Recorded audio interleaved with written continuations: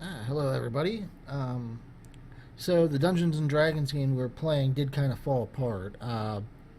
People, we had a person leave, we had a person vanish. Couldn't pull everybody together. Basically, times didn't match, and I mean it happens, you know. But I didn't want to leave the game completely just in the middle of nowhere with stuff unanswered in case, anybody cared or they wanted to just see how some of this is done, or they wanted to know, this is the beginner box set. How does it play out, even with my alterations to it. So when we left off, they were in the red brown hideout. As you can see, I removed all of the line of sight and the fog of war just to show everything. So they came in down here by this door, fought this guy, went in here, fought these guys. Well, he was part of that too. They walked up here, fell into a pit. Then they came in here, disturbed skeletons, which would have left them alone. But I forget. There was a way if they had. That's right. So they could have taken like the red brand cloaks off of these guys they killed, put them on as a disguise, and the skeletons would have completely ignored them. And they probably could have walked past the other red brands too if they were clever enough. But I was curious to see if they'd try, but no, nobody tried to disguise themselves, sadly. Um, so when we left off, you remember Plaw the Druid, played by Plea. He left. He said he was done. So I wasn't going to come up with any story reason or anything. I was just going to say, he's gone. The characters in the game world are just going to pretend that he wasn't there because uh, there's no matter what I do to make him leave in the middle of this dungeon, it's going to be really stupid story wise. So we're just going to say gone.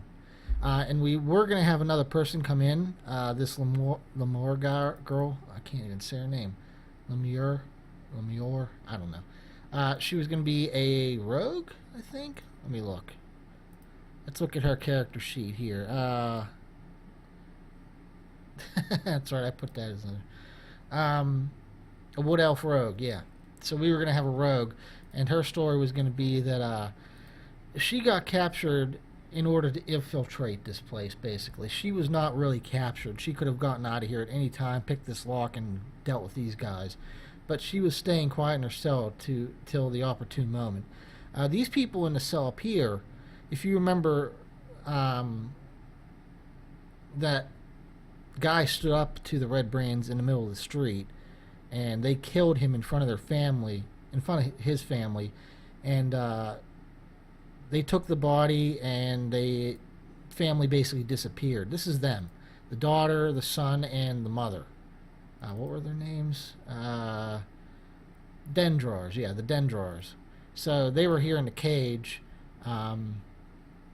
So the characters probably would have went in there next, fought these four guys, freed them. She would have joined up with them. Probably been acted annoyed because they kind of screwed with her whole plan, but she would have joined up just to finish this.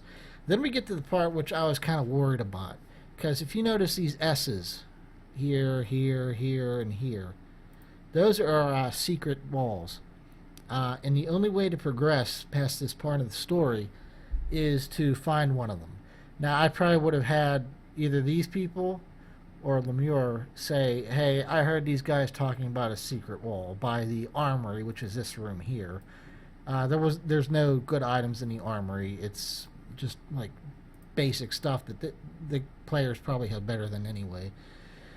So they would have had to have found this. They could have found this door, but they would have bypassed all this too. I would be surprised if any group ever finds this door without knowing about it beforehand. So they would have came in here, come down here, and then down here in the pit is the body of the Dendrar husband that got killed. And also with him is this guy, what is he called? A Nothic. The Nothic communicates via telepathy, so I would have started whispering in chat to somebody. I probably would have rolled a die and just did it to whoever.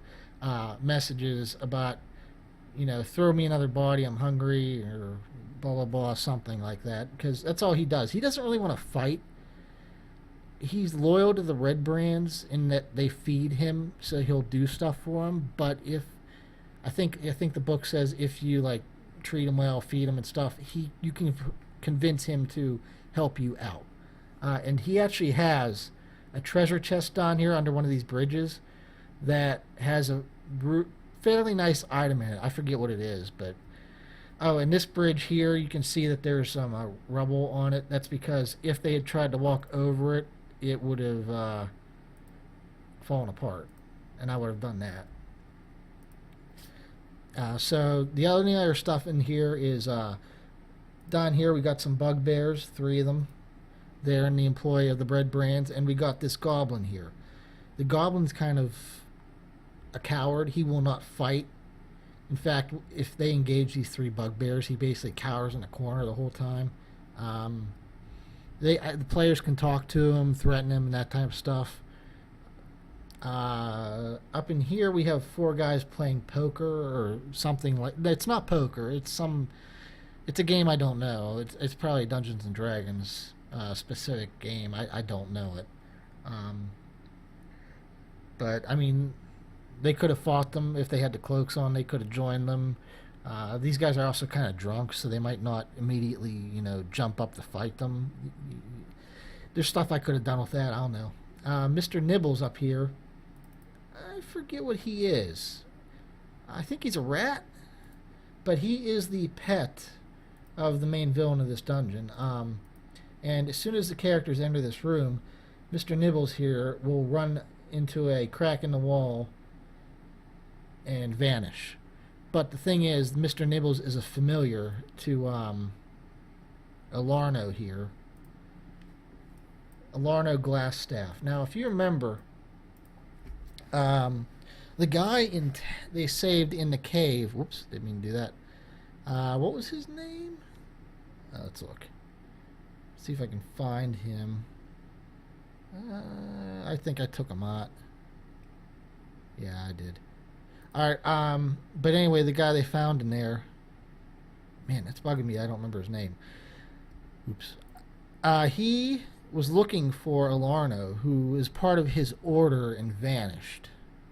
And the whole thing is Alarno basically threw the tenets of his order that he was in out the window, formed the Red Brands, and terrorized the town under the orders of the Black Spider, the main villain of the whole campaign. And he took up the alias of Glassstaff. So that's why he vanished. And basically there are notes on the table and stuff where they would have found out, oh, this is the guy he was looking for. Let me look here. Handouts. Lorna's letter. Here we go. My spies never tell me that strangers are due to arrive in Phandalin. They could be working for the dwarven... the dwarves. Capture them if you can, kill them if you must, but do not allow them to upset our plans. See that any dwarven maps in their possession are delivered to me with haste. I am counting on you, Alarno. Do not disappoint me. So he names him here. And that would have told them, if they remembered, oh, that's the guy he's looking for.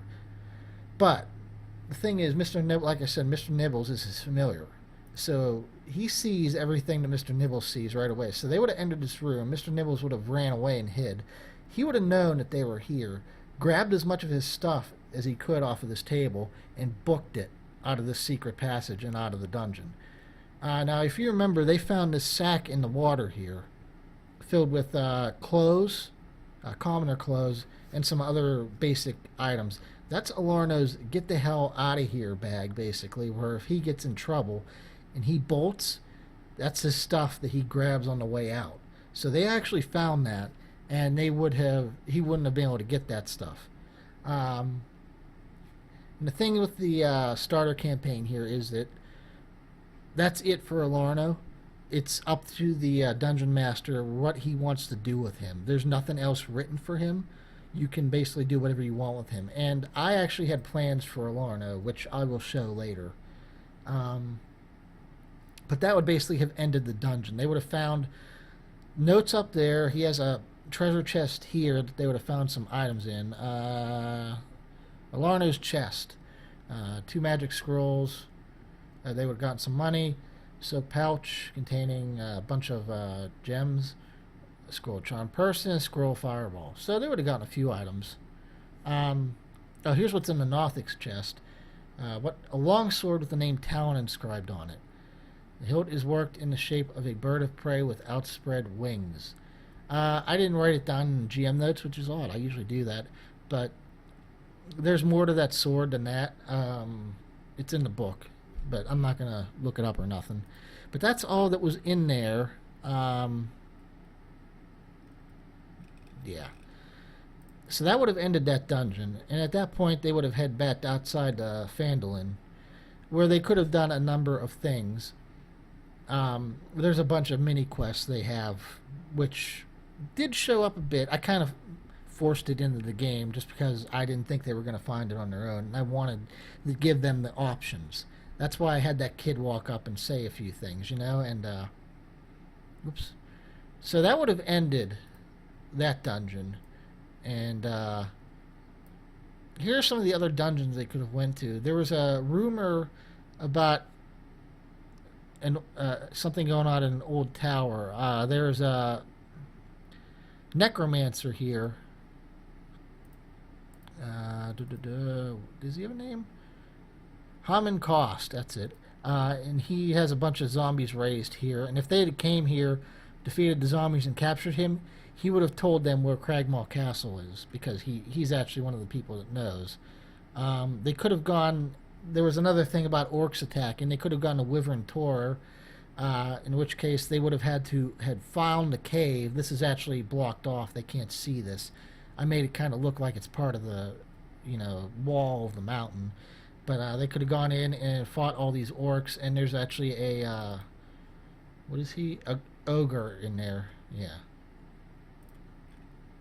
Here's a named orc. That's the main orc guy. Brug or Axe Spider. But that would have been that map. And then there's also rumors of an old man who who lives at Thunder Tree. And Thunder Tree would have been a big one if they went there.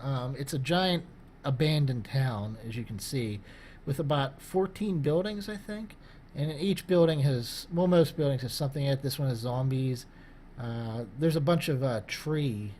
What are they called? Twig blights. They kind of ignore you until you disturb them. There's a bunch of spiders here. Here's the wizard guy. He's a friendly. Actually, he's a druid, I think. Redoth.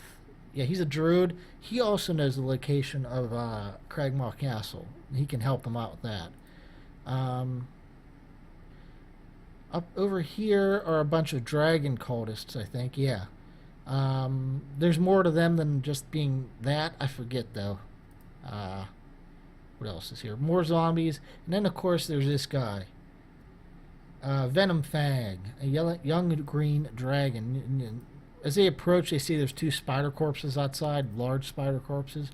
Now, if they don't actually get to kill Venom Fang according to the book, he'll fly away at like half health or something.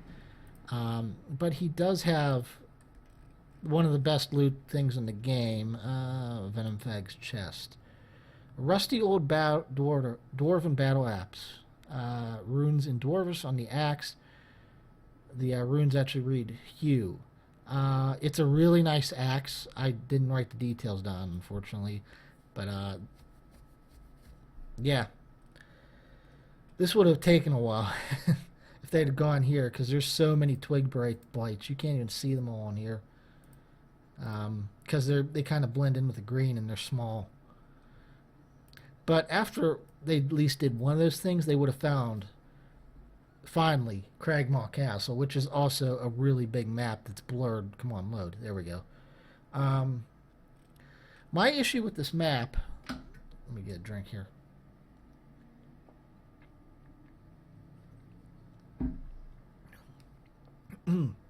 My issue with this map and it's like this in a book too. This is a slightly altered version that somebody made. Is that it's very confined to the castle. Like I think it needed a couple, like maybe 10 squares in either direction outside the castle. You know, kind of a forest area around it or whatever, so that they players can decide. You know, how do you want to approach this castle? Because yeah, obviously there's the front door right here, but there's also this, and if they come up here, there's actually a secret passage inside that you can't see unless you're looking for it. They can peek into places, but yeah, I mean, I think the map needed to be altered a bit.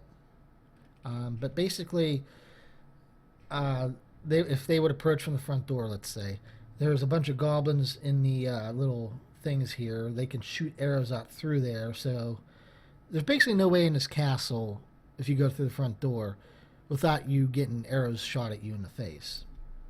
So if they come through the doors, they're going to have to deal with all these goblins down here in this area, these goblins up here, and if they make too much noise, these hobgoblins in here. Now there's also a trap here. If they spring the trap, it creates a bunch of... It basically caves in this whole area right here, so you can't use this entrance. Yeah, it blocks off that. So you can't use that door or this door. Basically down here is the kitchen area. You got a chef and a bunch of hungry goblins here waiting for him to cook. They'll all engage you. I don't think the chef has anything special. He's just a chef. Up here is a temple with a crazy goblin, Lupo, who I forget what they're worshipping. It's some, I think it's the goblin god or something, and they're doing sacrifices or something. But he's a caster and all that, so yeah. And then down here is this guy. He's hanging on the roof. It's a Grick. It'll drop down on the players if they go in that room. What else? We'll speed through this area. Down here, if they'd approach this door, this owlbear would have started banging on it, but he wouldn't be able to get out unless they open it. The owlbear actually has a treasure, I think, doesn't he? Yeah. Nothing major, but they could have avoided that if they wanted. There's a few hobgoblins here. Then they would have come in this room. This is the main room. We got... Who's this? Vinith. I don't even know how to say that. It's a doppelganger disguised as a drow. And it's here on behalf of Black Spider to negotiate with King Grohl, who's a bugbear and in charge of all the Cragmaw Castle people, for the dwarf and his map. And the dwarf is in this room also. He's down here. He's unconscious but alive. So the players would have had to come in here, fight these two. I think Yeneth actually runs away, I think. I don't remember. And then they would have, finally, you found Gundren Rockseeker here. Finally, after hearing so much about him and everything. You find him, and he's like, the map is... I had the map here. I don't know where he put it. So the players have to actually search this room. It's actually under the bed over here. I don't think it's that hard to find, if I remember right. But there you go. You finally find Gundren and the map. But Gundren also has, I think, 2 cousins who are also already working in the mine. Or they were going to, and they got captured. So that ends... This is basically the part in the role-playing video game where it's the point of no return. You're going to the final boss. Wave Echo Cave, the Lost Mine. I'm not going to go through all this. It's gigantic. This is a user-made version of the map because it's actually, I think it's better. But the issue with this is, for whatever reason, the person that made this map split it in 2 pieces, top and bottom. And I tried to combine them, but they don't line up. So I don't know why he did that. But let's see. Is there anything that's noteworthy? I mean, there's a lot of undead in here. There's yellow jellies, I think. Is that what that is? Ochre jelly, yeah. More undead. more undead up here. There's this room that has like poison spores in it or something. One of the big rooms here is this is the Forge of Souls, and there's a wraith in there, and he wants you to kill a flame skull that's inhabiting the upper area, I think. Or something he wants, I forget. But the Forge of Souls actually has like 3 magical items in it. I'm trying to see if it's here.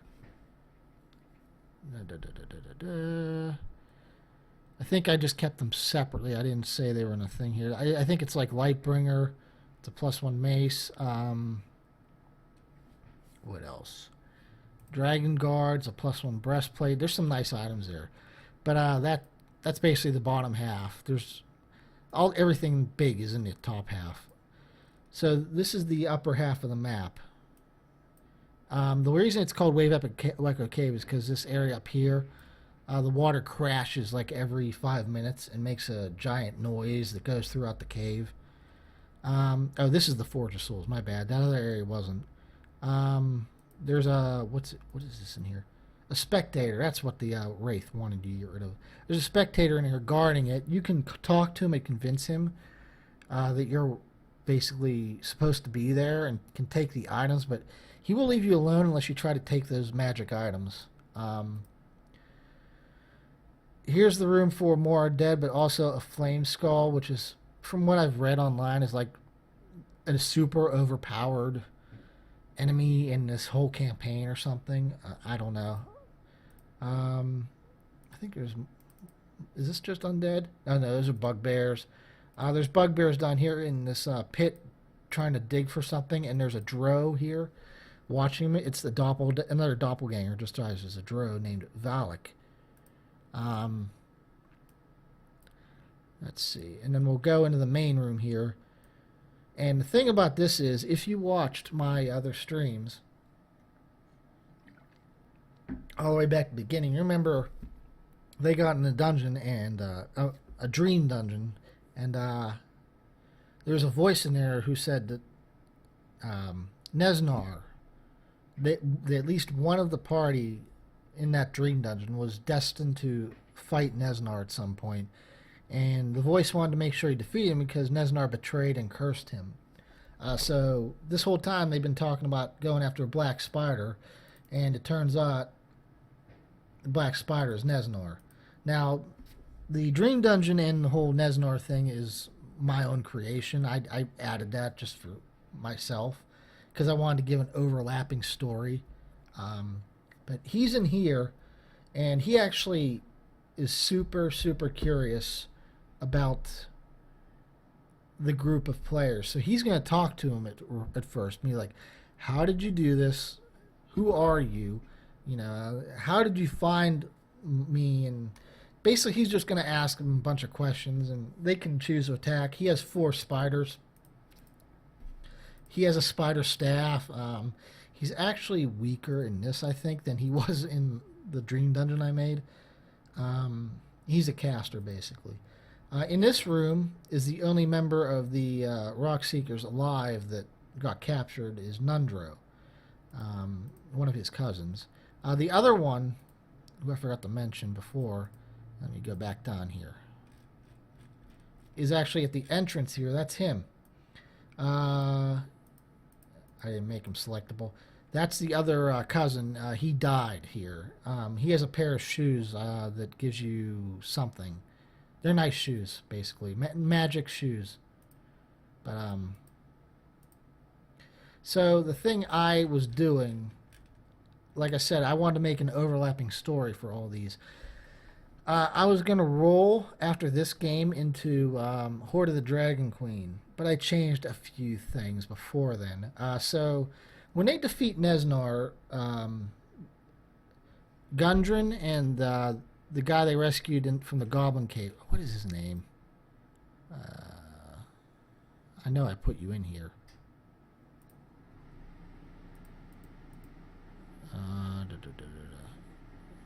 Sorry, I really want to know his name. Sildar. That's it. Sildar. Sildar that you rescued. He works for. I forget who it is. I think it's a Silver Hand or something. It's good guys, basically. A group of good guys like paladins and stuff. And he wants. I would have had him, come in the room after you, defeat Nezznar, but didn't kill, with Gundren, and be like, we have to take him back to face trial, and also my order needs to interrogate him because we need to know some of these things he was involved in, because he is apparently extremely dangerous, and he's part of a group that these guys face. I forget their name. Let me see if I can dig this up. Did I put that in here? No. Alright, give me a second here. I'm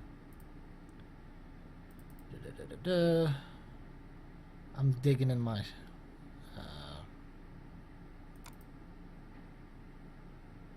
my archive of stuff here. Okay, I didn't put it in there. Horde. No, that's maps. Where the heck did I put it? Sorry guys, anybody watching this, just give me a minute. Okay, that's the wrong one. Okay, here it is. 1 second. Bring the monitor back up. So I made this note because it ties in. Dearest L, that fool spider still orders me around and threatens me with consequences of failure. He still has no idea who we work for, and I cannot wait to see his face when the time comes to relieve him of both his card and his life. He still searches for the others in that mine of his, the Fool. I've discovered a location of at least 2 others to the south in Baldur's Gate area, and also by some worthless town called Greenest. Greenest is the town from Horde of the Dragon Queen. Once I've dealt with the spider, I look forward to spending some time together, then we will head down there to begin the search. For the Zentharum, that's who the bad guys are. That's why I wanted to see that up. GS, which stands for Glass Staff. L is the name of the one. Well, I'll show you that in the next thing. But that would have ended this with them getting the cave in control, Gundren getting his mine, Sildar capturing Nezznar and trying to bring him to justice in court and get information out of him. Hopefully, that would have been the most difficult part, I think, is to try to convince these players, don't kill him, take him back to face justice. And then lastly, I had a map just to show some things. The circle is where the mine is, basically. That would have ended. This is just, I just wanted to show them an overview of the world.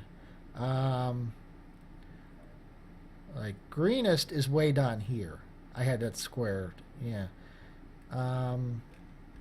So the next part, before we go to there, I was going to have them all go back to Neverwinter with Sildar and Nezznar in tow. And then Sildar would have came to them a day later and said, I need your help again. You'll be paid for it. We need to get Nezznar out of Neverwinter. Our spies have basically told us that if we don't get him out of here, he's gonna end up dead. We need to get him out of here and safely down to Baldur's Gate via train. I don't think there's trains in what is this called? Forgotten Realms. But in my version of Forgotten Realms, there's a train, which would have been, the next campaign. Give me a second here. Which I titled, where'd it go? Murder on the Neverwinter Express. This was a completely self-made thing. This isn't part of the book or anything. This is basically going to be a middle chapter where there's pretty much no combat, and I was going to make it a mystery. The yellow line indicates the path of the train. When it turns orange, it's in a cave. So I had it going way down here through Waterdeep, down here through these Troll Hills, and then finally to Baldur's Gate. I had some things made up for the train, like there's only one train. It's very expensive to be on this train. It's only for like the elites. Sildar's people have a deal with the train company to occasionally transport basically like criminals and stuff. So they would basically add another car to the train, which is one of their cargo cars, and convert it into a cell. So let's look at the train. There's only 2 maps in this campaign, as you can see. This one just to show an overview, and then we have the train, which was a pain in the butt to make because, like I said, there's no trains in this, so I had to cobble together this entire thing. So this is the back car. A seat, candlelight, and the cage with Nezznar in it. We'll come back to the bloodstains in a minute. That's a cargo car that was converted. Then we have the actual cargo car with cargo in it. Then we have the dining and lounge car, a pool table. I don't know if those exist in Neverwinter or Forgotten Realms, but they do in my version. We got the tables. We got the stove over here. We got the bar. And then we got the bedroom car. These two are like the super rich cars where there's one big bed and a large room. And then we have the 6 rooms that have bunk beds, basically. Those are the regular rooms. The players would have had regular rooms, except for Sildar. He would have had one of these. And one of the passengers would have been up here. I had all the passengers named, and I had things for all of them. I don't think I put them in, though. No, I didn't. They were all still written down on a piece of paper that I don't have on me. But basically, what would have happened is the prison car has an anti-magic device built into the ceiling. No magic can be cast in the range of that device, which is the entirety of this car. They would have taken turns watching him, shifts. And I hadn't decided who I was going to screw over first. I was thinking maybe Sildar would do it, but I hadn't fully come up with the full idea of the campaign. I had basically 3 options. A player was going to be in this room, Sildar was going to be in this room, Sildar was going to be in this room and die. So my thought was, okay, one person's guarding him. He's in here, probably asleep because this is going to be happening at night. Someone enters, casts a sleep spell on the person in the chair, and then casts a spell on Sildar to murder him. So then you have a bunch of questions. How did they cast spells in this room? Who wanted to kill Sildar? And so on. And if I had decided to kill... Why do I keep saying Sildar? Nezznar. Nezznar ends up dead. That's what the bloodstains are for. And then one of the other options I had was Sildar was going to be guarding this, put to sleep. The murderer would have taken Sildar's sword out of its sheath and then run it through him. So the players would have came in, found Nezznar blown up by magic, basically. Sildar with his own sword through him. And how did this happen, basically? Who on this train would have killed them? Obviously, Sildar was never going to be the villain. So the thing is, we have a bunch of rich elites in this campaign. We have a family of elves. I had a regular family. These 2 cars are actually for the staff. These last 2, the waiter, the conductor. Who else was there? Waiter, conductor, chef. I mean, there were a bunch of them. I forget who I put there. But basically, the plot was going to be one of these employees was actually a Larno in disguise. One of the other employees was actually that L person. Now, the L person they actually met in Phandalin. The L is her name. She runs one of the shops. I forget what her name was. Um, they actually talked to her, but she actually is seeing Glassstaff, Ilarno. So they're both here, and in the course of trying to figure this out, if one of them looked out here at a certain point at night, they would have seen not Sildar, Ilarno and El go into this room and lock it, and they could have heard things, but there were going to be a bunch of suspicious things going on. That the elves up here, the rich elves, would have been saying how disgusted they are to have a drow on board and stuff, and I would have been setting it up so that like everybody in this train is a possible suspect with a motive. Um, Except for the actual engineer up here. There would have been an engineer, but he was not important to the story. Um, that pretty much is the setup I had for the next chapter. I had a bunch of stuff to still work out because mysteries aren't easy to figure out, even when you know all the answers. How are you gonna present it? Basically, it's not easy. Um, Trying to think, if there's anything else.